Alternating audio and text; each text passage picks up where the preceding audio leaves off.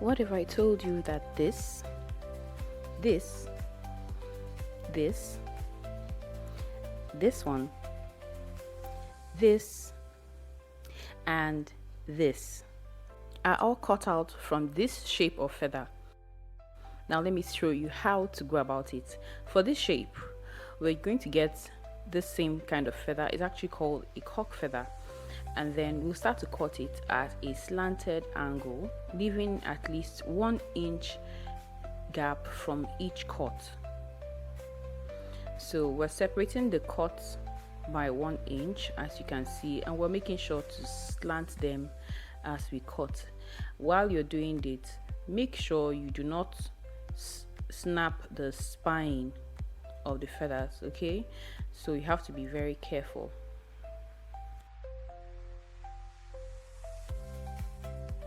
Now one side is done, we flip it over and repeat the same process on the other side.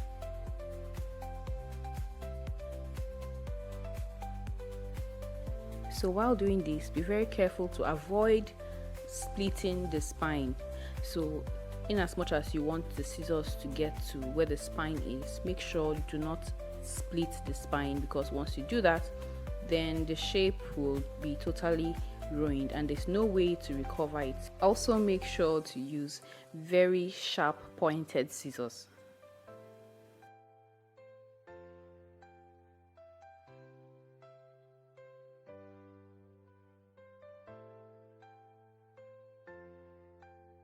So this is our maxi zigzag feather, and here is where I apply this technique. So this is another style. This is cut from this same feather. First, you have to locate the place that has more volume, that's not so narrow. So this is the spot we want, and then we split it at the spine and we have an open V, and then you can just, from what I'm doing, you just pull down the extra hairs, leaving about ½ an inch from the top. So if you're going to do this kind of technique, out of your pool of feathers, make sure to select the one that the spine is a bit harder than others. Do not use the one that the spine is soft, because in the process of pulling out the hairs, you might break the spine.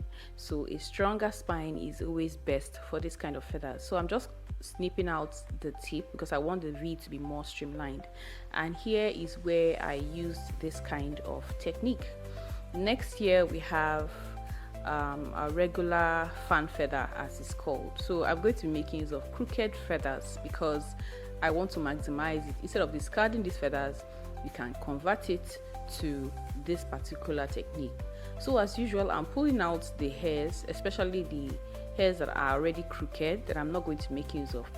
The important thing in this kind of cut is that the tip is smooth and healthy enough. So you can see the tip I have here. I have about 3 inches here, and it's quite smooth. So by the time I pull out the hairs, the places that are crooked, I can still make use of it. Okay, so that's not to say that you can't use regular feather that is smooth, but just to maximize what you have, this can come in handy so that you do not have to discard it.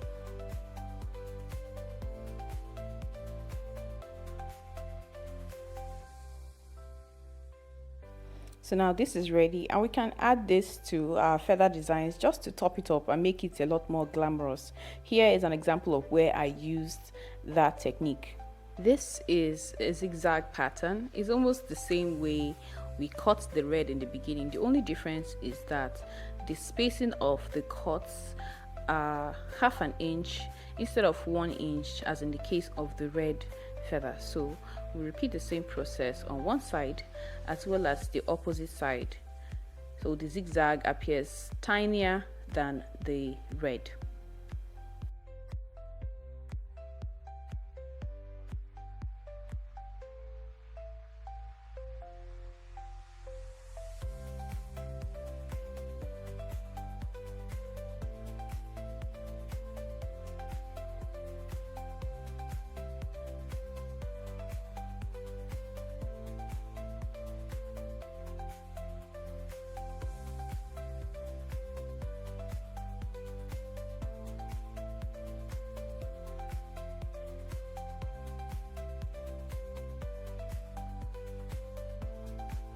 And just as in the case of the red, you have to be very careful when you are cutting so that you do not mistakenly cut off the spine so that the feathers don't split into two.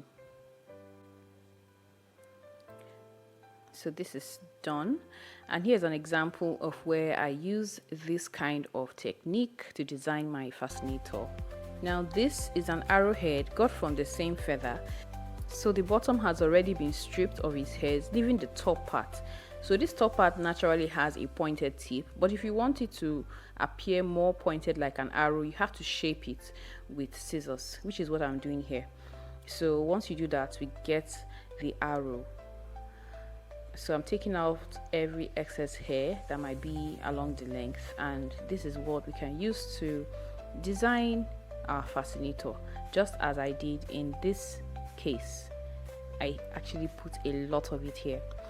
So now is another pattern. This is what I call the inverted V. So we'll take the same feathers and we're just going to strip it down on both sides all the way until we get to the tip, or at least to the length that you want. So while working with this kind of feather, it's important to note that as you're stripping down the hairs, you have to take a little chunk at a time. So now we have got to our desired length, and we'll just get our scissors and cut this across.